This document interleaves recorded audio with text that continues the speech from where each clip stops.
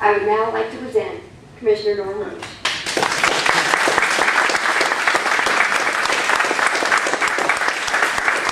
Thank you, good night. That was a wonderful job. Come on. I don't have to do anything, that's good. I love your photo. This looks, does that not look like her? Matt, I'm picking up right there, brother. The only thing I'm missing is a gavel, because I gotta keep Tony in check. This is, Okay, Susan. that's all right, it's okay, it happens. I love them all. I may disagree with them, but I love them all, that's my duty. Well, thank you guys. I don't know if I even need this, but I got a pretty big mouth. My wife will be the second one to tell you that. First one to tell you that will be my colleagues on the commission. I am overwhelmed, frankly, with the honor of being elected. It wasn't my first. Like I said, I worked 10 years at Pinellas County government. I worked my first, I don't know, have anybody here ever heard or have heard me talk before or understand who I am or what I've done in the past? Okay, that's the minority. I'm going to have to tell the rest of you, so you don't have to hear it again. But I started my professional career running Safety Co International Airport. I ran airline, air freight, and the general aviation operations out there for about 10 years. And I left there and went into cable television when it was exploding here in Pinellas for 5 years. The company was called Vision Cable then, I think it's Bright House now. And all during that time, watching what was happening in Pinellas and the way it was growing and developing kind of wildly without a purpose or a plan. I realized in raising kids, my wife is a school teacher at Clearwater High School for the past 20-some odd years. She's a theater teacher there. So we just watched it, and I realized I wanted to get involved in our county's leadership and give my thoughts and ideas, and maybe give some good ideas to change our direction. But I'm not one of these guys who said, okay, I got a suit and let's just start running. I believe in actually preparing for it so that you can speak to the issues and you can talk about what's going on. So I left the private industry and went to work for the county government for the purpose of studying it from the inside out.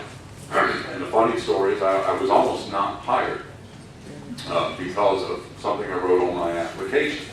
And you guys have seen the applications and you see that kind of that common statement of where do you see yourself in 10 years? You know, that's on a lot of them. And I wrote running for county commission. And they didn't know how to grip that. They called me back in for another interview. And I'm like, well, what's up? Well, we have a question, a problem with your application. I'm going, did I miss a date? Did I not write something out? What is it? And they're like, well, it says here, where do you see yourself in 10 years? You wrote running for county commission. I said, yeah. I go, well, do you mean that? That's why I wrote it. Yeah, I wrote it. That's what I'm doing. I suspect they wanted to see, supervisor, director, honorable positions. But no, I'm here, I have a goal. I'm on a mission here. And they almost didn't hire me, but they said, okay. I don't think they believed it. But they said, all right, we'll hire you. And 10 years to the day, I announced that I was going to run for county commission, and they forced me to resign. It's a weird thing in the county. It's a policy I immediately went to work on changing. You should not have to give up your career because you want to serve. Not when politicians who are in office don't. But I was just a working guy, and because I wanted to run, I had to leave. Like the guy at McDonald's saying, I want to be head fry cook. You get quit. And then come back and reapply as ignorant. Long story. But I knew that, so I did not win the first time I ran in 2004. In fact, I didn't win the first 3 times I ran in the county commission because I refused really to tour the Kings and kiss the ring. I didn't go down with special interests. I spent my own money. Friends did contribute 25, 50, a couple of 500, good friends, but that ran I was outspent 10 to 1 in every race I ran until this last one, where they came to me and said, okay, you keep losing, now you've got to go tour the Kings and the land and the developers and battle with them and all that. And I said, no, won't do it. No, you're not going to win. Okay. I think I will. So this campaign, I raised $10,800. I was still outspent 10 to 1. But actually half of that was mine. Then I always paid my own entry fee. that was $5,000 to get. That's how they deal with it. You have a choice. Either you pay $5,500 or you get 6% of the signatures of the electorate in the county. This being a county-wide seat, that's a lot of signatures, and usually a massive organization to get that, so I would just pay my fee. So I had $5,000. It got me signs, it got my rack cards, my website, and I sat in my garage when I wasn't out. So I went every possible place I could to speak. And in my garage, it was in the paper, they did show a picture of the garage. They came to me that night because they didn't expect me to win. Let's see the war room. And I'm standing in my garage when you're in. And that's it. I had it set up. It's a man room. You know, I get cable TV and a refrigerator with soft drinks. See, I'm lying already. I'm a politician. And my computer and all that, but my phone. And I would just call people. I flipped open the phone book and would just start calling people. And people would answer, and they would go, "Oh, this is a robo. This one, no, this is. Oh, you're not a robocall? No. Oh, what do you work with this guy? No, I'm the guy. I'm the guy running. You're the guy running. Yes. Well, how did you get my number? Open the phone book. And I did that. And they're like, "Oh, you can pay this money and get this list of people." I'm going, "No, I'm just going to call my neighbors, you know." And I was outspent, but this one I won. So it freaked a lot of people out, including the St. Petersburg Times, and I beat a long-standing incumbent who had been there since Lawton Childs appointed him in 1998. Nice man. We had a very civil. I served with him on the juvenile justice board. His name was Calvin Harris. I didn't disrespect the man at all. He was a nice person. We had very civil. You guys who did attend, who I didn't throw under the bus. I didn't attack him. It was just time to go. And we're going down the wrong road, and we need new leadership to get us back on path. Thank God, the majority of the citizens in this county agreed, didn't care about the money, and said, "Give us the new guy." And here I stand, honored, and thank you very much for it. But I knew what I was doing. I didn't just run. I knew I didn't need training. I didn't need to be browbeat taught the way of the government. I knew it. So I jumped in with both feet. So I can discuss those issues that we're addressing, and had a lot of them. And I was fighting the rail and fighting this sort of thing all the way through. And I couldn't understand why a lot of the incumbents did do it. But in any case, I'm here, and I made it. Thank you. And I'm doing my best. I had 4 years to do good works. I have no need to go raise a bunch more money. If I do good works in 4 years, you'll give me another shot. If I don't, you'll throw my ass out.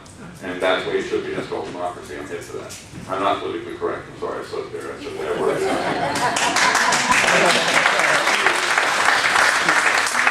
I've learned to be over my several losses. I will still tell you if I tell them to kiss my ass. It's just more diplomatic. It takes a minute before they walk away and realize that they did. So it's a good thing. It's okay. But that's my rundown, and that's where I stand. I was in an engineering firm when I won. And I left that job because this is a well-paying, full-time job. I know a lot of elected officials don't do that. I believe it. In fact, I've had people come up to me going, you really don't have to come here every day. And I'm going, yes, I do. That's my job. I'm getting paid to do it. And I do it. I came from work to here. So we've got an amazing amount. You hear the budget, the shortfall, and the numbers. And this is something, let me tell you something. Wait, I've always believed it, and I believe it very, very, very strongly. And I think we've been lulled into apathy, quite frankly, that your vote doesn't count. It doesn't make a difference. It doesn't do anything. So just don't pay attention. And I'm here to tell you it does. And you have a perfect example in this room. Because there was an issue that came up, and I don't know if you want me to point them out, but there was an issue that came up. It's okay. Let's speak over it. But it was all about the Agenda 21 situation. Yes. And what is it, the EIU or ICE? Pick an acronym. Government is loaded with acronyms. It's a pain in the rear. But and they started talking about it. And most of us, including me, didn't know what it was talking about. I got the videos. Tony sent me the videos and the information and the links, and I researched it and heard everybody saying it's a conspiracy and stuff like, well, it isn't. It's real. It's there. It's in the UN, and it's so forth. Then they pushed, going, thinking the county's involved, used the laws that are in our hand, the demanded through public records the information and found it. That sure enough, back in like a previous County Commissioner, Bob Stewart was his name, actually signed an agreement that we were going to follow this and be membership of this, and it's $5,000 a year. But, and I don't know who gave it to me, it was Tony or someone else at the library event, gave me a copy of it, but it wasn't signed.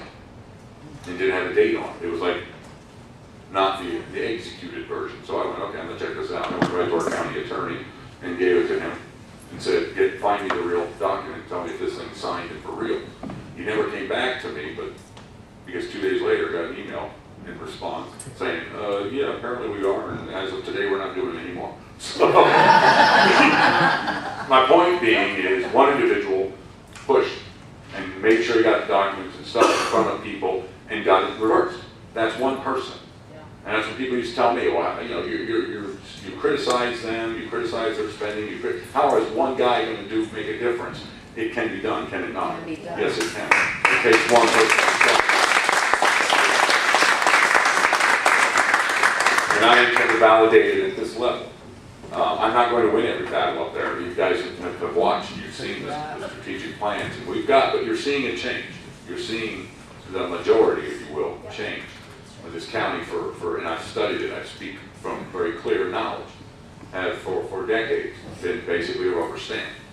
And 7 to 0, 96%, I've done the numbers, 96% of the time, pre-2008, the agenda items that went before our county commission were approved without question, 7-0 unanimous. Now, in 2008, we had 2 new commissioners come in, Neil Brickfield and Nancy, and that changed to more 5-2 votes, 5-2 votes. And people started getting nervous. This is a little different, you know, democracy. Figure that out, you know. And then now in 2010, now we're seeing 4-3 votes and things of that nature. So you're seeing a lot of people getting very nervous because they're realizing that people are taking their government back, and if they're holding their elected officials accountable, and they don't care about the money or who has the most billboards. They're demanding they come, they're coming to their office, they're saying, where do you stand, where is this, and then they're making a decision based on that, which is the best thing that ever could happen in this country, is to not elect somebody off a billboard or a commercial or even a mailer or a handout card. Call that person. I got calls from even the flyer the Republicans did. I got calls, they did a mailer for me, because I had one, you know, like, oh, okay, we'll do one for you, it was great. And I got calls from that because I got people who called me go, you're the only one who had he said a certain word, but it's a male anatomy part, 2 of them. Who had the blanks to put his phone number on this mailer. None of them did. You're the only one who put your phone number on, so I called you. I'm going, that's why I put it there. What can I do for you? You know? And we sat and talked, and you had my vote, you know. It's amazing what happens. When I went through the battle when I first started, for some reason they felt it important to keep Norm from getting an assistant. All of them had an assistant, but for some reason, no, Norm can't have one. I don't understand that, but it was okay. Because you already do too much. Right, it's like, you know, we don't want to help him, Right. you know. Yeah. They were all shocked that I won, as was many, you know. They couldn't believe it, they just wiped it off. But anyway, of course I hired one the very next day. We had a big fight at the board at the first meeting, and they had to make, you know, we're going to show this young man how it works around here, sort of thing. And we went through this ignorant thing, and I finally looked at the county, because I know what I'm doing, and I don't mean that arrogantly. I looked at the county attorney and said, is there anything preventing me in our constitution, our laws, or our charter from hiring an assistant tomorrow? And I know he has to tell the truth. So, no. So, thank you very much. Can we move on? And the next day, they're all going, well, we're not done with this. That's fine. But the next day, I went and hired an assistant, an Army vet, and a 60-year-old wonderful lady, and her job exactly was to do what I needed. She would travel with generals and such, and when they got reassigned, would go with them and set their office up and get their system in place. A great name, her gal named Cheryl. You guys have met her, and she's good people, you know. So we did that right off the bat. Not to be combative, not to be what have you, but just to let them know that this guy isn't going to be beaten or browbeat, and I'm going to say what needs to be said. And we started that right off. We do have some challenges ahead. You spoke about it, but it's really kind of misrepresented, the number. I don't mean misrepresented in that it's wrong. It's just kind of going, oh, we got this $21 million shortfall. You know, we've got to do this, we've got to do that. It's not really $21 million. It's actually about $10 million that are hangover, if you will, from the last budget cut. Boards went to do this. Now you have 7 county commissioners. 3 of them are at large. I'm in an at-large seat, meaning everyone in the county votes for that person. They have district drawn lines, and the only reason that is that you have to live within that prescribed line in order to run for that at-large seat. Then you have 4 single-member districts, which means only the folks within that line vote for that board or that member. So sometimes you'll see 1, sometimes you'll see 2. Sometimes folks in the county will only see the 1 because it's at large. Anyway, you have the 7, and then you have 5 constitutional officers that we elect, and that's all established in our charter, and that's your sheriff, the supervisor of elections, property appraiser, tax collector, and the clerk of the courts. They stand alone. The board, which we pushed for, actually during our strategic plan, the board has authority to control their budgets, but you can't go into their department and say you got to cut this person or that person. But they present a budget of, arbitrary number, 50 million, and you go, no, we're only going to give you 45 at this time. And their option is to go to the governor and the Department of Revenue and fight their case and then have them dictate back to the county, you have to fund that, and things of that nature. I don't think that's ever been done in Pinellas County government. I think it's been very rarely done all over the state. Some individual just did it. I want to say Pasco or maybe Polk County did it and fought, and the governor actually supported the commission on that one and said, no, they're only giving you X amount, you're going to have to figure that out. In any case, the board tried to do this a couple of years ago, and the constitutionals weren't ready. The Board of County Commissioners and the departments underneath them took their hit right away, laid off near 600 people, cut some services and things of that nature. But the constitutionals needed, some of them, and more particularly the sheriff, who has the largest part of our budget, needed more time. So they said, okay, the board did that. It was pretty beginning election. Gave them another year. So what really is about 10 to 11 million of that 21 is the hangover from the last. Then you have proportionate breakdown from all the constitutionals for this remaining 11 million. So underneath the Board of County Commissioners, and that's your parks and all the departments underneath the county, there's actually about a $5 million shortfall. A lot easier to deal with. Things are beginning to level out with respect to the market and the housing market and things of that nature. That's even gone deeper in terms of that dollars. The sheriff and the constitutionals have indicated that they've been working on it, they've made their money, and they're prepared to do those cuts from the hangover. So really what we're talking about is somewhere around $5 million of a shortfall. My recommendation is pushed forward a couple of times. We almost got it in one, but then one of the commissioners sort of backed away from it. We have $96 million sitting in reserves. We have somewhere a little over $20 million sitting in a stabilization fund. And those are created for that exact reason. Help yourself get out of a hole or cover. So my push was to cover that $5 million with however you want to proportion it. Part of the 96 million or part of the 20 over here, but cover it, and let's engage in a 2-year, department by department, breakdown, review, and reinvention of our government here. From push to shove. We've got a lot of convenience in our government. And if everybody, the taxpayers, say, I like the convenience and I'm happy to pay for it, that's a different story. But if we're making it convenient for people to pay their traffic tickets and it's costing taxpayers to put these buildings all over the place, it doesn't make sense to me. I'm sorry, you're going to have to come down here and pay your traffic ticket, and I recommend you don't speed. Get to that point. Those are the kind of things that are still left in our budget. Now, the Board of County Commissioners, a lot of them, I give them credit. They took the hit right away, but I don't, by any stretch of the imagination, believe it's over. And the areas that I'm focused on and want to go focus on is community development, social services, and our real estate. Everybody has to take a hit. Everyone has to be cut when this revenue is down. I don't believe in sacred cows. I just don't believe in them. Everybody does. And we're pushing. We're having arguments on one because I'm going into in particular our rent subsidy that we're paying folks for the rents, $450 a month. And I'm like, well then let's just make it 400. Let's take our time and cut it back down. But everybody starts getting a little riley about that. Oh, that's the sacred cow sort of social services programs. Sorry, everybody has to make do.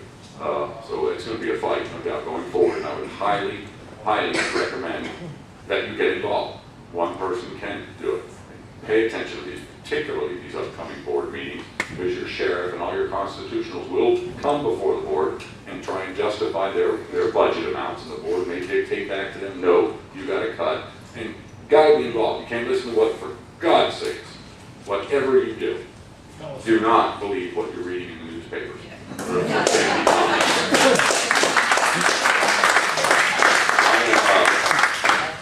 There's an article coming out now this Sunday about our county administrator because they're starting to see this change from just everybody bowing to the administrator and rubber stamping it to 5 to 2, now 3 to 4.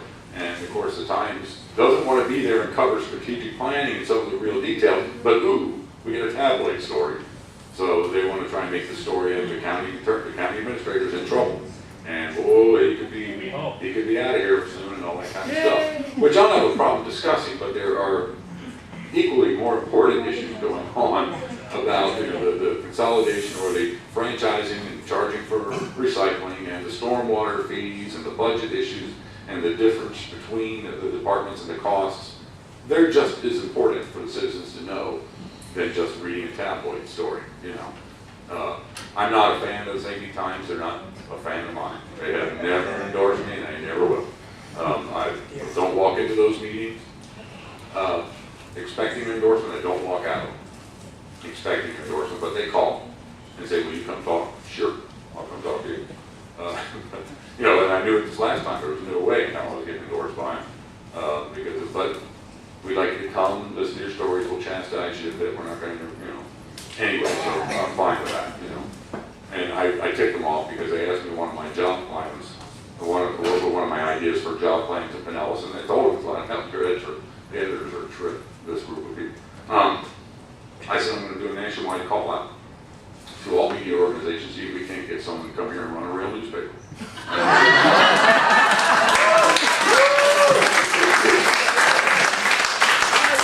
I wish I had filmed this stuff, because you'd see the faces on those guys and gals over that. It was a hoot. So I knew right then, well, I'm not getting endorsed anyway, guys. I'm not your lackey guy. So, and they did. And in fact, if I'm not mistaken, none of their local candidates they endorsed, save for one. I think it was one.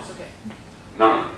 So I think that sent another message that you're not as powerful as you think you are anymore. So it's very important, and I can't stress to you enough that maybe some commissioners, maybe politicians, things of that nature are unreachable and they won't talk to you. I will. I work for you. I get that.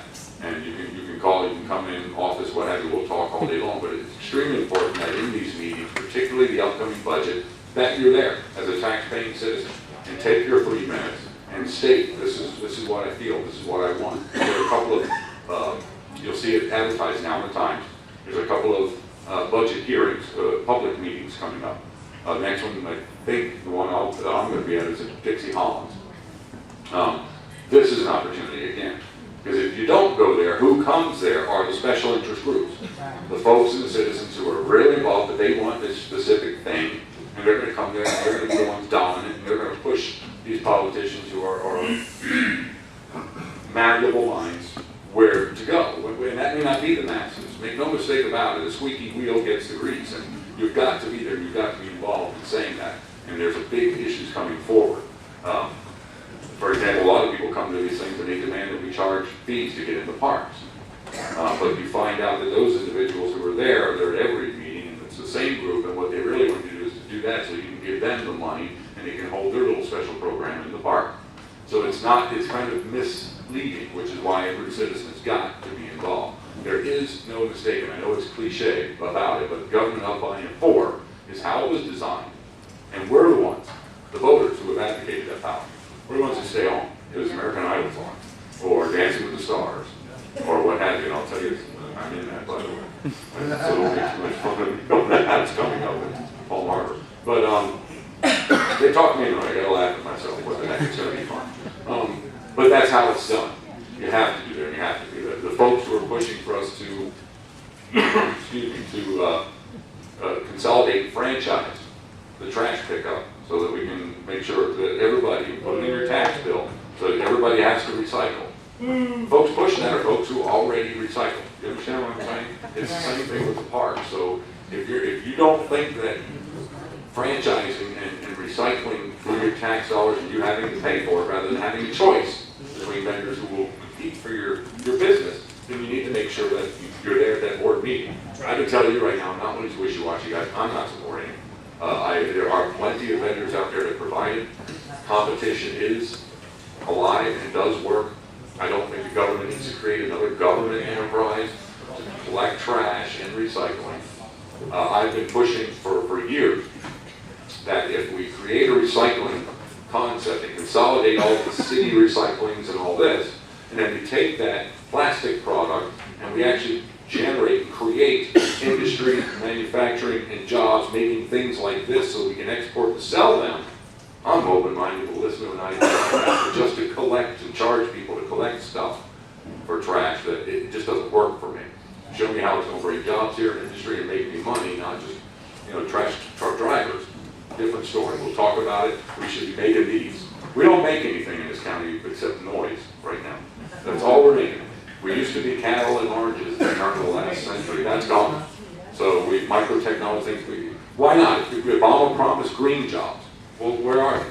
Let's get to work on it. I'm okay with that. If you want to collect all the plastics up in Pinellas and have Pinellas making these right here, and we're exporting them, and we got careers and jobs and industry, I'm hip to that. I'm good with that. But not just to collect it and stick it in the ground. That's ridiculous. So I know there's one solid, and I think there's more. I think the majority is not in favor of that, but we'll see where it goes.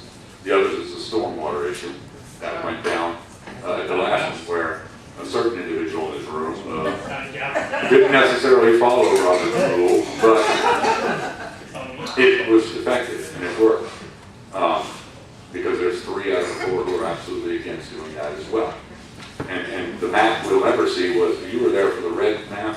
I love that particular thing, because they were showing, these are all these cities who are charging for stormwater. And then $11 a month, $12 a month, things of that nature. And there's 10 of them in Pinellas County. Well, Pinellas County wants to do it and charge all the unincorporated residents stormwater fees to clean up our water.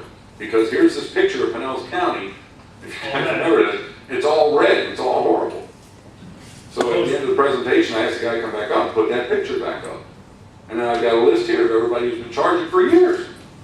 Point out who's the most expensive city. Show me City Clearwater on there. And so they're all in red. So what do we do? How's it benefit? Now you want to make everybody else pay some more fees, but we're all still in red. And these are because of regulations that are established to the EPA that are ridiculous, quite frankly. It can't be met. They simply cannot be met.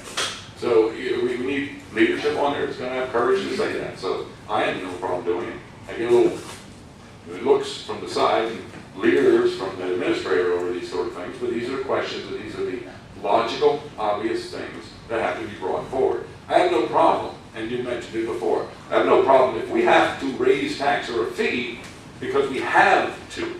And we've done everything that's necessary to cut everything else. And by golly, the citizens say we got to and we'll do it, then we do it. But you don't do it without citizen input and having done everything else. That's my point. And I don't believe we're done. One of the first things I did right off the bat was get with the supervisor of election. Because if you have, anybody have a voter ID on them? Your voter card? If you don't, shame on you.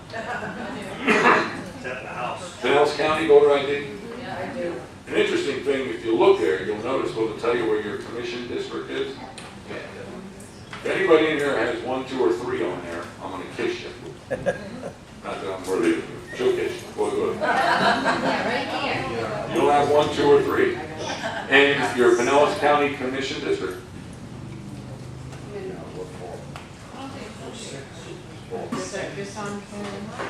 Says 6. For years, and it's the same thing with school board. Like, remember I told you there's 3 at large and 4 single member districts. Seats 1, 2, and 3 are the at-large. 4, 5, 6, and 7 are the single-member districts, and nothing ever on your voter ID told you that. So a lot of folks would tell me, I can't vote for you. You're not in my district. And I go, well, it's District 4. No, the 1, 2, and 3, everyone votes. Supervisor election, and she's a nice lady, didn't even know that. I said, do you realize that there's nothing on our card that tells people that they can vote in district, the at-large 1, 2, and 3? You realize how that's affected elections over the years? Because I've had people tell me, I can't, sorry, I've got a 7. You're not my district. No, I have to explain that. Same thing with the school board, mind you, the identical situation. So, you're 1, 2, and 3. Everyone in this county votes in those seats. So you'd have people who literally wouldn't go vote for an at-large seat because their card said no. And she insisted, and I did that, and that's why I did that with you guys, because she insisted it was. And I said, anybody here got it? I did. And she pulled it, and she didn't know, but she's changing it. She changed it so that it informs the voters, which actually is timely because they have to be changed and sent out again because of the redistricting. So it's that kind of stuff, and it's not that it was done intentionally or what have you, but for years, before I got elected, this is wonderful, I would, in my campaigns, talk about that. Wouldn't do anything about it until I got elected and could sit there as a peer, if you will. And I didn't do it to embarrass her, but the fact of the matter is you need to fix your election card. We need to give our voters as much possible information as necessary for them to make the right choices. So that's coming. You're going to be getting all new voter ID cards. That after redistricting as well, which is a good thing. Redistricting. So that's only one. They've only been there 3 months. I got 4 years. But we've raised a lot of hell for 3 months. And I'm not patronizing, but a lot of it comes from pushing by certain individuals in this room that are involved. And they're there, and they're coming to these meetings, and they're paying attention. I imagine you guys could almost speak to our county budget issues as well as anyone anymore, because they're there. They're paying attention. They're at the board meetings. They're speaking. They're yelling out of turn. They're doing it. But it worked because a particular commissioner, who it was a 4-3 vote on that stormwater thing, in effect lost, and immediately the administrator went into some things, and then one particular commissioner had voted for it. Went, wait a minute, that's not what we voted, boom, boom, boom, and then he certainly yelled out, going, now you know what you voted for? And then he slammed the gavel down, cut it out, but that commissioner went, ooh, now I know what I got to step back, so there's a lot more coming on that. It's not a done deal, I can assure you of that. But of course you have to be respectful and follow proper rules, whatever, but my point is saying that, except for Tom.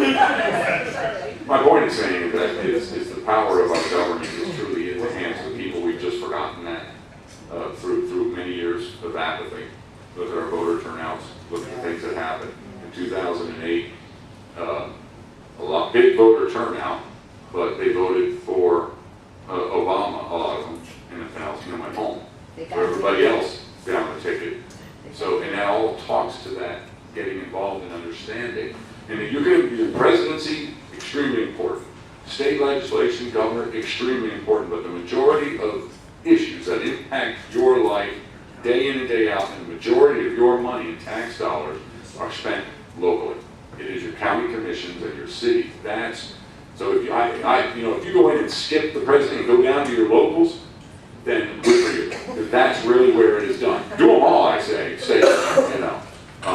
but a lot of people don't pay attention to it, and that's where the biggest impact on your life is. You have to get involved with it and do more. But again, the budget meetings are coming up. I can talk all night long. You guys who have heard me know that I'm doing story after story, but I'd really rather answer any questions, frankly, that anybody might have for me about our county, about some of the issues coming up. You mentioned you make a lot of money at your job. Yeah. And the other commissioners also make the same amount. Correct. How has healthcare affected the commissioners for this coming year? Healthcare bill. Oh, well, we don't know yet. Now, we How aren't affected sure your about that. healthcare insurance? In fact, I don't take our health care insurance, just for fact I own my wife's, so I opt out of that. I don't know if I think it's the same. I can tell you my wife's in the school system, and hers is increasing. Let me talk about it, because that's a big thing going on right now, and sort of this attack on unions, and it's those nasty employees and those nasty folks on that. If I can get you to understand one thing, if everybody knows that stereotypical sort of view you've heard, and maybe talk about it like three guys leaning on a shovel and one guy down in the ditch digging. Well, that's right? true. Right? Yes, but understand something. The guy in the ditch digging isn't the problem in that picture. You know what I'm saying? That's the guy who's working. It's the three guys leaning on the shovel. That's the levels of bureaucracy and high paid and the six-figure buds and all of that. That's where the problem exists. So it's not the cop, it's not the teacher, it's not the fire guy who's dragging you out. It's the politics above him. That's where the money is disappearing in a big way. The health care bill, and that's one of the things I want to go into. This is what you got to understand. This whole, and the jury for me is out on Rick Scott. I don't know him that well. I'm watching him carefully. But I got to be honest with you. This whole plan about having retirees paid into their, or the employees paid into their, that's not the conservative thing you may think it is. And I'll tell you why. What kind of retirees? Understand. Well, no, this is what I'm saying. This is very clear. And I've argued this with them, and they know it, because it's coming, and I'm going to Tallahassee to argue this point in front of the legislature and the governor. I don't have a problem with that. The county, through your taxes, pays 10% of the salary into retirement fund, FRS. We have to. It's mandated. So that's what it is. When you talk about 10%, the average retiree in Pinellas County from county government is $20,000 a year. That's not a lot of money. These aren't people living on the fat and on the land. These are hardworking people who earned it maybe 30 years. So the county pays 10% into that FRS. And the FRS, Florida's FRS, Florida Retirement System, is like within the top 4 most solid in the entire nation. It's always been well, and it's always been strong, and it's always been funded. It wasn't until the politicians up there played Gordon Gekko and started playing with the money and lost some of it. It's actually funded right now at about 90%, which is still better than apparently, every other state. How's it? 87 to 90, it's in that area, yeah. But it's better. It's been to 107 before. It's been managed well. So that's not the problem with our budget, is what I'm trying to tell you. That's not the problem with the budget. So what his plan is to make, or have employees start paying 5% into their retirement plan, which I don't have a problem with, and I don't think they do, but it's leading you to believe that that somehow is going to cut costs or save money. It is not. So the county is still required and will have to pay the full 10%. Now you'll get employees paying 5% into it, and then our governor wants to take money out of that and plug other holes in the budget. That's not what's being told to you. So you would think, now if I could pull back that 5% and work and put that out to services and the citizens, that's one thing. But it's not. It's like the lotto, or school, quite frankly. They told you, it was one of the biggest scams pulled on this state, in my opinion. Martinez ought to be in jail over it. The lotto was sold to everybody as, hey, this is going to be an addition. And then once it was passed, they went, well, not really. And they took all this money out of it. That's why education's screwed up. It's not because of the teachers. It's because they can't get a consistent amount of money to budget. It's like this. Lotto's like this. They have no idea. So they took the dedicated funds out of there and tried to replace it with inconsistent funds. That's why none of these people can get a grip on their budgets, because they have no idea what it's going to be based on lotto sales. It's insane. It's the same thing. They're going to pay into here so I can take that and go play with it over here. And that's what I don't like about it. Just, if you want to be honest and tell the people that, and that's fine. That's one way. But don't mislead people into thinking I'm conservative. I'm going to make these nasty people pay and save some money. No, you're not. It's a shell game. You want to take it out and pay. I suspect for the $300 million, you want to move out of Medicaid. That's where I think that money's intended to do. So again, we haven't achieved any savings. We just moved it. We shell gamed it. So I'm watching him. I'm totally with him on the rail. I think it's a great move.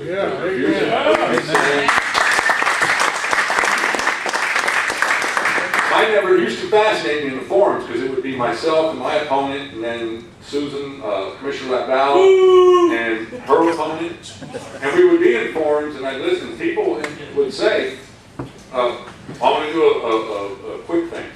Will you tax people to build a race stadium?" And they'd go, "Yes." Yes, we gotta have it. Yes, we gotta have it. Science. And they come to me and I go, how long? And they crowd and they wouldn't get it. Again, you're not listening to what the citizens want here. It's the easiest job in the world. Listen to what the citizens tell you to do. You work for them and do it. Because if you do it, it screws up. You go, hey, who told you to do it? But they would do the same thing with the rail. And light rail. Make no mistake about it, as many of the people, the politicians stand for you, tell you that high-speed rail is not connected to light rail. Bull. It's one begats the other. It's the entire plan. And they would say, well, do you want to tax people, and would you tax them to build a light rail? Absolutely. If we don't build a rail, we're all going to die. We got to build it. We have to have it. Right? For heaven's sakes, they just invented a rail. When did that come up? And then, yes, it'd be silence. And they'd come to me, and I'd go, hello. And the crowd would roar, and they just wouldn't get it. I suspect it's one reason why I beat my opponent, just didn't get it. We can't get 5 people on a bus in this town. They don't want to go rail.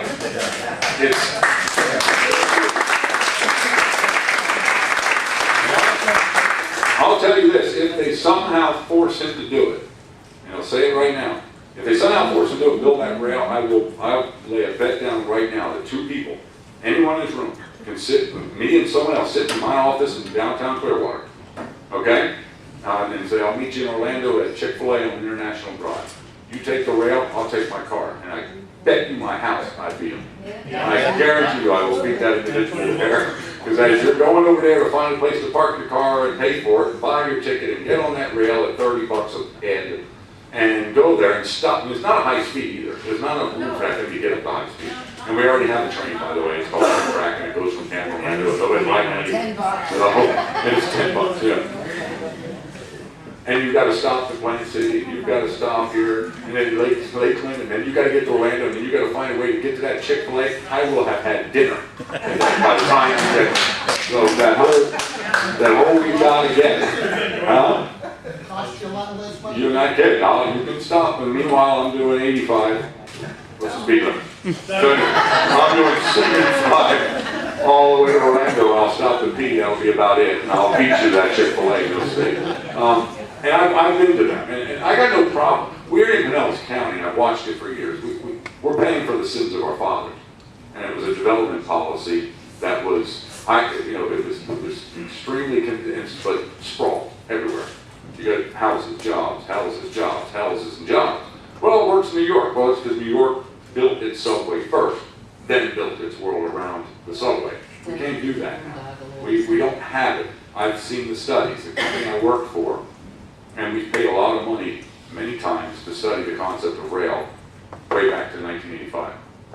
And I looked at the 1985 study, and I looked at the further study, and the 92 study, and all the studies that have gone, they've all come to the same conclusion. In our current developed state, it's not pragmatic, it will not work in Pinellas. So now we're spending $4 million on another study, which I have a feeling somehow it's going to come out different. But it's not going to, I'm going to fight tooth and nail. Now, if we put it on the ballot, and the citizens say, hell yeah, tax me and build it, then we'll build it. But no, you're not going to backdoor tax out of me, this commissioner will not do it. I have a feeling there's a couple of them pushing it. It's unrealistic numbers. It makes no sense. I've studied rail. In the time 6 years running, I've gone to California of my own volition, California, Chicago, Atlanta, New York, Charlotte. The closest model to ours is sitting right here in Florida, South Florida, Tri-Rail. And I'm glad to finally see Rick Scott talking about that, the Metro Rail down there. That's subsidized 70 cents on the dollar by the taxpayers. Subsidized. So when they sit there and make these remarkable statements you're seeing in the paper like, no way, taxpayers will have no liability whatsoever. It would be the first time in the history of the world that it's ever happened. It amazes me. It really does that they would have the audacity. There must have been some serious political promises made, very serious political promises made for some of these individuals to stand in front of you and tell you it's going to save, like it was just invented, rail. In Pinellas County, because of those studies, we tore up the rails and put a trail in. If you'll remember, that was the rail that went around Pinellas County. And we said it's never going to be done, so now we want to put a rail in. It's just like I-4. We spent billions of tax dollars making I-4 a good ride. Now we want to spend millions more to tell people to get the hell off. Times have, and I really think lot of, and I'm a term limit guy, I believe in them. I believe in them from the dog catcher to the president. And I know there's good people that you lose, but I'll give up 10 good people if it rids me of 100 bad. So, I mean, it's a fair trade to me. I believe when you sit there for that long, you become so disconnected that you don't get it anymore. And I think that's why we have these people who will, after hearing the obvious, the state voters voted down high-speed rail. Hillsborough just said, no way to light rail, but to hear them stand in front of you and still go, we have to do it, and ignore, just tells me you've been in there too long. You're not even listening anymore.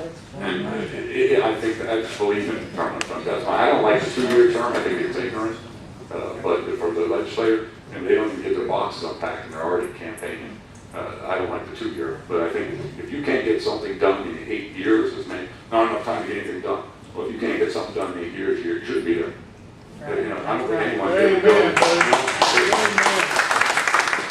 I don't think anyone here working in the private industry, your boss would come in and go, hey, I want this typed up, and you go, all right, give about 8 years. You know, so, no, I'm sorry, you have a purpose, you get it done. You go on to something else, that's all fine and dandy. The voters in Pinellas County voted for term limits on their county commission. It was overturned at the state level because the constitutionals were wrapped into that. The 5 I talked about, one of which was an extremely powerful sheriff, Ever Rice. And he had a lot of political power, so we convinced the state to overturn the vote of the people here. So the only commissioner to date who ever honored it was Barbara Sheen Todd. And that was why I first ran in 2004, because she said, I don't care what your boys in Tallahassee said, our voters want term limits on our board, and I'm leaving, I'm not running again. That was in 2004, that's the first time I ran, because I went, way to go Barbara, listen to the voters, you know. So I jumped in to run. I didn't win, but so be it, I'm here now. But it was worth it. My wife wouldn't tell you that, but it was over my kids, but it was well worth it. But we went up from, see, I'll do the talking thing. If you ask a question, I'll go off on some other things. I've got lots of years of work here that I've got only 3 months into. I got to take my time and get it done. I hope I haven't been too out of the loop, but how do you expect that court case to go? The two senators that are suing Rick Scott? You know, it'll never be Our like, Supreme Court, isn't it already in Florida Supreme Court? Today it went there. it went today, yeah. It's done? It's not decided until tomorrow. Until tomorrow. They will Oh, okay. decide So- by tomorrow. You'll never read it in the Times, but they called me on that because Mayor Hibbert, who's a member of Pinellas County NPO, Metropolitan Planning, but when the governor said no, sent a letter chastising for the vote. And I got a copy of that and went, well, that says Pinellas County at the top of it, you know? And I sent an email out right away going, how the hell who gave it permission for this? You know, you can send a letter saying I support, but when you send a letter to the governor chastising his decision, which clearly is his decision, that's why he's making it, saying we don't like it, and it has Pinellas County on it, Pinellas County leadership ought to give you that go, not you. And if you want to say you're the mayor of Clearwater, who is a member of MPO, and I don't like it, that's one thing. But when you say it's Pinellas County MPO, and then there was an article in the paper that said MPO speaks for Pinellas County. No, it doesn't. I didn't approve of that. Well, that started a ruckus. The St. Pete Times, who comes in, they love me. So they come in, and they can come in, and any of you really can. And you come into our office, and you check the front counter, and you sign a thing, and you get a key, and you go to this office, and you open it, and you can look on a computer, and you can look at all our emails and see what's going on. It's public record. And the St. Pete Times saw that, so they called me. What do you think about this lawsuit? And I told him what I told you about Hibbert. No, I'm not against the man, but you're out of line. We don't do that. But, well, as a person, I separate clearly a personal thing versus business. You know, I can fight you all the way, but afterwards let's grab a beer, it's all good, you know. But when we get back here, I'm fighting again, you know. I just separate it, you know. But anyway, and I told them that. And pretty much the story I just told you, I don't prove it. And I think it's fascinating that in this economy, we have legislators who want to spend tax dollars to force us to spend more tax dollars.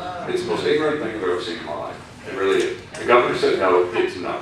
I do like this idea of, look, give me my 2.5. You're letting me pay for it, give me anyway, and I'll improve our ports and our roads, and I'm in for that, that's fine. But I'm not building a rail that no one's going to ride. There's no way in heck, see, I'm learning, that you can convince me that high-speed rail is going to save our world. It freaks me out, like they just invented rail, you know? Check it out, rail. We gotta have it, It's weird, I don't understand the mentality of it. So it's real estate, quite frankly. If the truth be told, with these high speeds and these light rails, if you did an overlay of the routes, the property, our tax dollars are going to buy for those routes, and who owns that property, there's your answer. That's what this is about.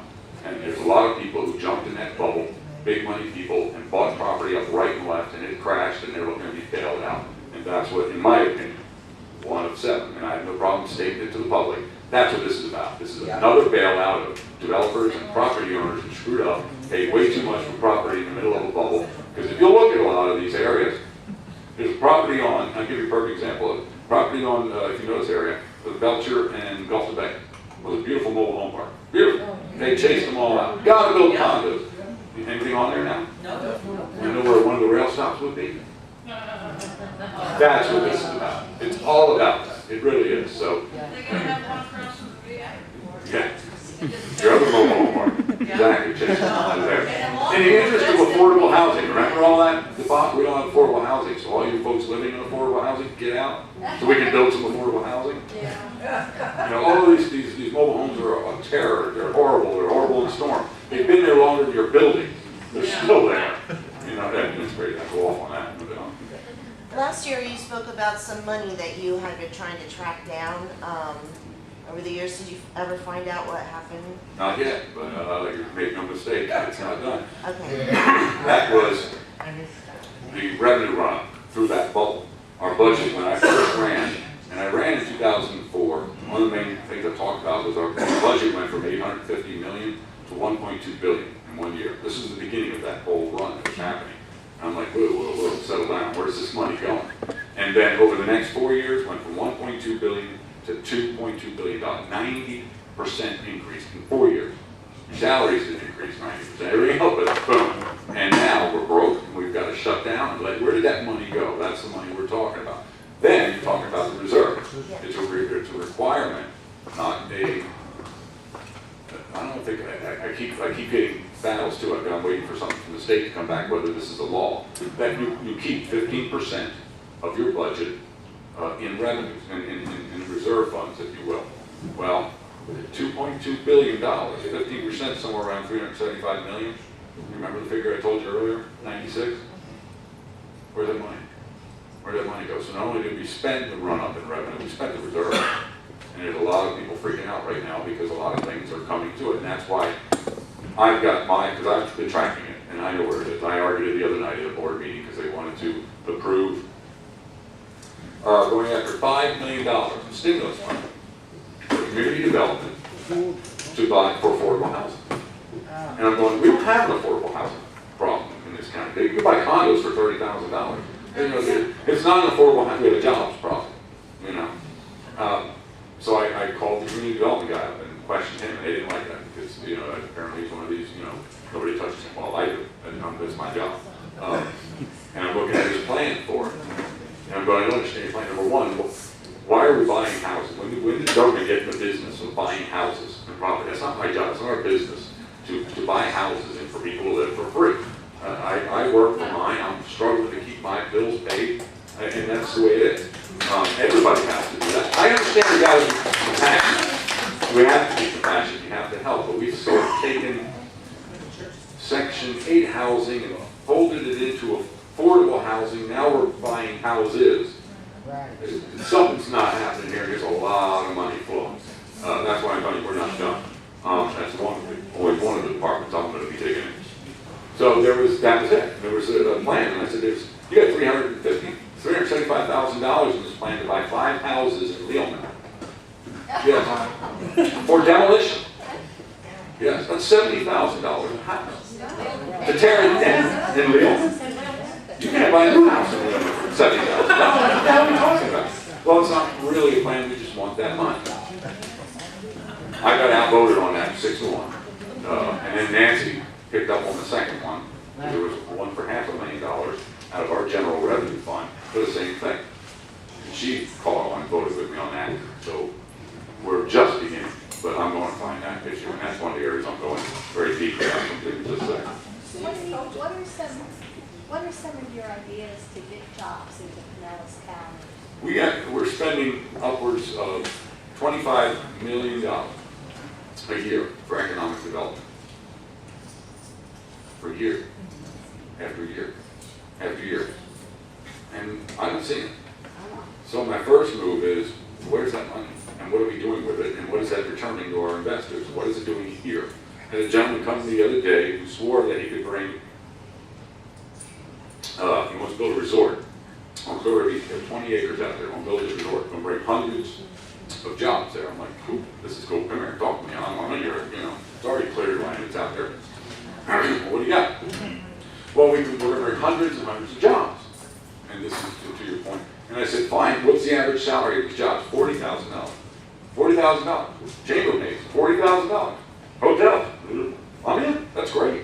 What can I do for you? Well, what do you want to do? What can we get? Maybe some tax breaks or something of that nature. I said, ma'am, you come to my office tomorrow and lay your plan down with all your layers and all that shows me hundreds of minimum $40,000 a year jobs. I'll support waiving completely your property taxes for that. That's economic. That's jobs right there. I think we need to look at and basically decide what is our economic driver. Is it tourism? Of course it is. It's big. We've got it. It's part of it. We got the beaches. Is it microtechnology? Is it health, medical field, which is growing very quickly in this county? Or is it all of them? And if we are, make sure whatever $25 million we're spending, and that's just Pinellas County, each of the cities have their own little thing going on too, and make sure that that's what we're using to bring them here and give incentives to get jobs into this county. So the start is, from my brain, is what are we doing now? What's working? What's not working? Our county's been in many respects, in many areas, in sort of autopilot. In other words, we get this money in and we just give it over here. There's very minimal accountability in terms of the end of the year. I'm now the vice chair of WorkNet Pinellas. And when you're elected to county commission, this kind of goes, it actually comes full circle of what we do for that money. You're not just county commission. You are appointed to various other boards. The chair of the commission makes those appointments. They sent a list out and said, what are you interested in? And I went, community development, Tampa Bay Water, who I don't like, and all this sort of thing. And she came in and said, just to let you know, you're not getting any of those. And I said, that's fine, I don't care, I'm a new guy, whatever, it's good work to be done. So you're also appointed. So one of them is because we have the fiduciary responsibility for the money that's given us from the federal for WorkNet Pinellas, I'm their new vice chair. And they're freaking out because I have gone to doing the same thing there. And it's not with malice, I'm not going to harm, but I've watched it for years. I studied for 10 years and ran for 6. I've watched it carefully. Also, early childhood learning. Oh, no, the money. Oh, they're freaking out too, by the way, because we're paying for mothers to watch their kids. We're paying for boyfriends to watch their girlfriends' kids. Unlicensed in Pinellas County. That's another one. The other one I'm on is the licensing board, which coincides with that because those folks who want to get government subsidy to watch kids got to come to the licensing board, which is great. It's all good. And I don't have a problem with the fact that we have those things, but we're talking about in our social service programs, multiple agencies, multiple redundancies. We've got more people on our payroll, if you understand what I'm about to say. We have more people on our payroll than we know. If I can say that as most politely as I can. We have folks down there that are just living on the government, period. And when you're paying a boyfriend to watch his girlfriend's kids, $70 a day per kid. Per kid. Wow. And that's for if they're just before and after care. If you watch them all day, $125 a kid. You need to watch the kids. Without a license, that's a problem. So, that's good. Well, and it's not working. How do you justify that? How are you paying that? They send in a list of signatures every week from moms or parents who signed them in. That's how you're tracking this? Anyhow, so to say I'm busy, I'm coming, is that's, all the other areas, there's a lot of things we do, not just the board. The salary for the Board of County Commissioner, by the way, is $90,000 a year. $90,000 a year, and it's a full-time job. I give, well, I tithe, I give 10% away. They came up to me right away. Well, what are you doing? The commission agreed to give away 4%. And we understand you're not giving away 4% to a charity. I said, no, I'm not. I'm giving away 10%. I give it to my church and give it to many charities, and they went away real quick. This person actually almost said, churches don't count. Almost. And I saw it coming. I'm like, please, go ahead. Say that. And so does my wife, and so do my daughters who work. That is what it is. I didn't do this for money. I had a very well-paying job in an engineering firm before I got this. I'm not independently wealthy, mind you, but I didn't do it for the money. I had a goal. I'm going to serve, and I met it. Every goal I'm telling you about, I intend to meet with our government, with reinvention of our government doing it. I've got a success ratio to run on, and I intend to do that, so I'm going to make it. You're going to ask me instead of Facebook me or email me? I'm going to ask you this. My concern is that what I've seen going down there is I've seen the commission, not you, I know that you didn't vote for it, give all money away to that Dolly Museum. Yeah. In the background, were people on the commission aware of all the money that Bill Young had appropriated for that? On top of the $2.5 million that the county gave of our money? Yeah, I would say, I can't say if people on the commission knew that, because they might, I don't know. They've been there for a long time, and Bill Young is extremely connected. We got half the buildings and streets named after him. I was just curious about that, but I wanted to ask you how this tourist department is just sucking the life out of us on the basis that the only jobs we have are tourism. Right. And they're advertising on television with our money, which is very upsetting. They're partners with Sierra Club and all those hotels. I mean, really and truly, where else would a person that comes to Florida go but to one of the hotels that's available? Right. It's just that we're getting granted and partnered to death. The proposal that I put up there was to let that sunset. If you really want to give Dolly the 2.5, because it is a beautiful museum, it does have a tourism factor track. If you really want to do there at night, go ahead, because it's 2 cents. So we have 5 cents on tourism tax, bed taxes they call it. The 4th and 5th cent were the last 2 put in. The 4th went to the Ray Stadium to help the debt service on the Trop that we bought and we own. We own. Taxpayers. Then why is it called Tropicana Field? It should be called taxpayer field. Well, yeah, Tropicana actually bought the rights to do that. That's revenue that does come in and help it, but I understand exactly what you're talking about. But that was set to sunset in 2015 because that debt service was done. And penny 5 was connected to 4.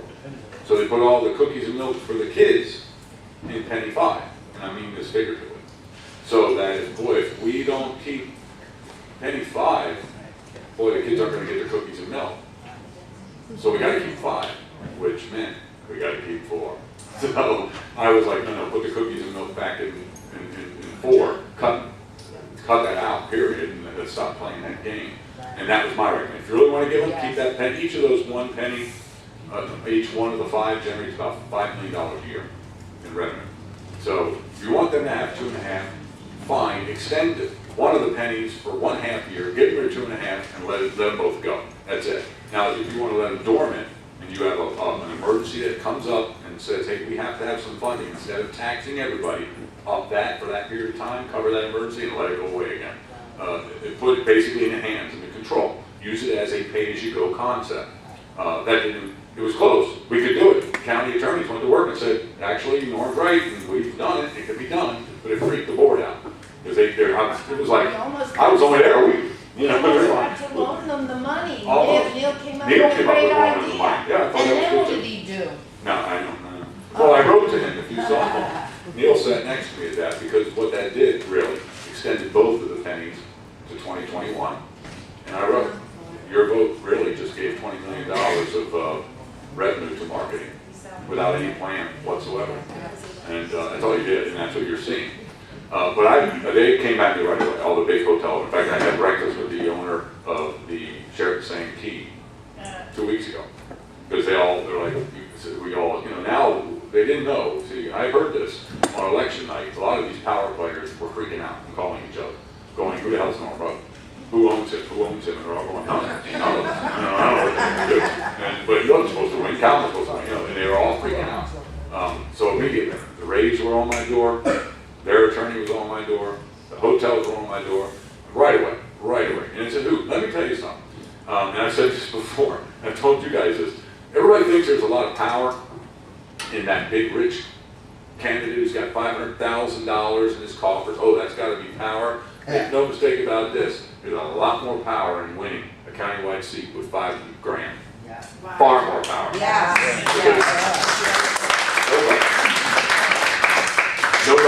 Nobody owns his ass. Nobody. I apologize. Nobody. I serve the people.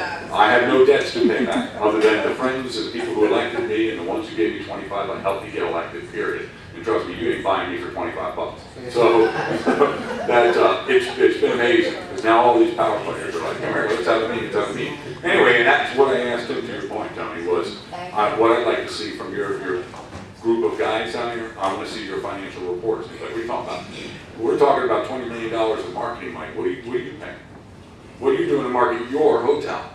These are taxpayer dollars marketing. And then he went and he showed me that he spent $2 million a year, and he's going to give me his numbers and go back to his body and say, you better show this Roche guy what we're doing, or he's going to do everything to take that away. And that's the way it is. I intend to. Not because I'm mad at them and don't believe it's important, but if you own a hotel, I imagine in that multi-million-dollar business you got going here, you've got some money for marketing. Now we can market as we want people to come to Pinellas County. That's a different thing. But when we're doing just that, so those red big trucks, I've been throwing red flags up, and I've been doing an amnesty thing, and I call it amnesty because I'm only here 3 months, so I'm letting these people know where I'm going. So in other words, get out now, because when I get there, I'm gonna throw you out, and you're gonna get measured for an orange jumpsuit. And I'm just letting them know, it's the way it is. So they're on that too. Yeah. This will be the last question. Yes, I know you want me to shut up. I gotta go. That's okay. I know that I didn't realize prior to attending all of the government meetings that I've attended over the past 2 years how much mandatory spending is required from the county, from the state, as well as the federal government. And I have told our membership several times on several occasions that for 2 years you've demanded less taxes and less government, but that comes with a sacrifice. That's right. So can you kind of explain to the membership gathered here Unfunded mandates. unfunded mandates? It's big. It really is. And it's if I had my first meeting with our legislative delegation. I think you were there. That was fun because I'm the new guy and I went right out and said that, and we went down the road. In fact, they tried to pass by it. And I'm like, wait a minute, you talking about unfunded mandates? And the chair, Susan, was like, well, yes, well, I got something to say, And then all our legislators were there, all the sell to someone else.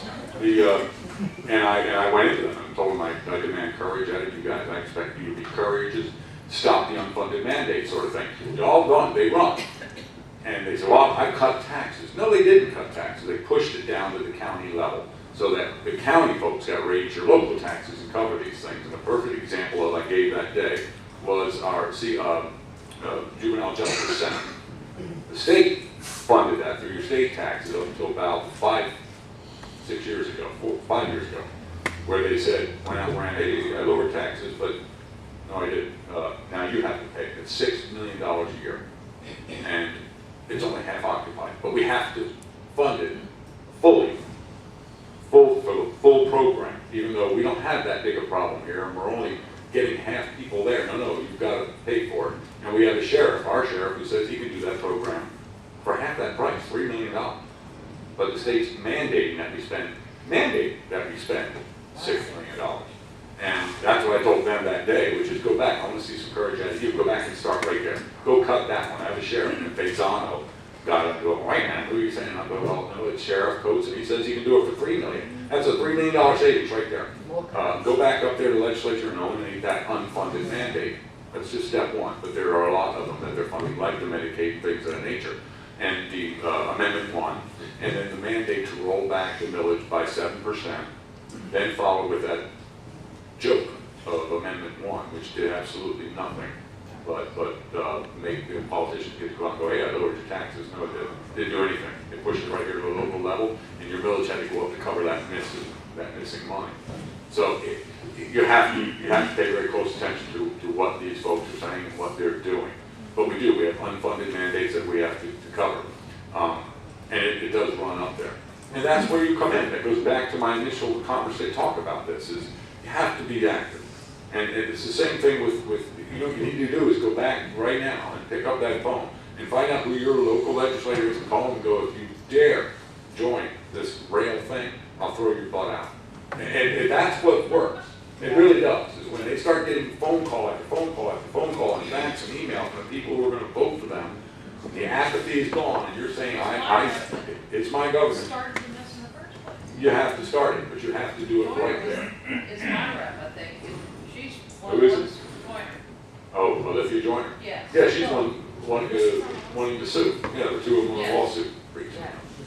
How many tax dollars to sue the government to spend more of your tax dollars? It's the weirdest thing. But that is part of it. And that's why this is a wonderful, reality TV isn't Dancing with the Stars and it isn't Survivor. It's your government access channel. Watch the millions of your dollars. That's something you need to watch. Not American Idol. I mean, fine, you don't watch it, but you really need to tune into it. I don't know what it is on some of the others, but on Bright House it's like 622 or something like that. That's what you need to watch. And all of these board meetings, and you can come like they do all the time, which is wonderful, but you can also watch them if you can't do it. So you can see what these commissioners, what we are doing with your dollars, and make sure you're there to stand up and say, I don't want it spent on that, I want it spent on that. It works. It truly does work. You just have to get up and get involved and do it. Or you're leaving people out there to guess. And I mean, I've got my principles and my belief, but I buy no. The only perfect person I'm aware of was nailed to a cross. And I'm not perfect. I'm going to screw up. And if you're leaving me just to guess, there's a better chance I'm going to screw up. So get involved. and well, you know, I've got my principles and I know what I want to do, but I may not agree with it. You're not going to agree with everything I have to say. It's just the bottom line. It doesn't work that way. Why would we have a board of 7 people if everybody agreed? Just put one person up there and be done with it, you know. But that's where it comes in. That's why you have to. I get them from Matt. I get them from Tony. I get them from you guys. Emails going, hey, you've got an issue coming up on this. This is what I think about that. So that I can take that in, and the others can take that into consideration and make the best move. It is truly in our hands, people. I don't want to sound overly Glenn Beckian, if you will, but it is of, by, and for. And it is going down the drain. And we had better wake up and get back involved in control of our government. And it starts right in your own backyard.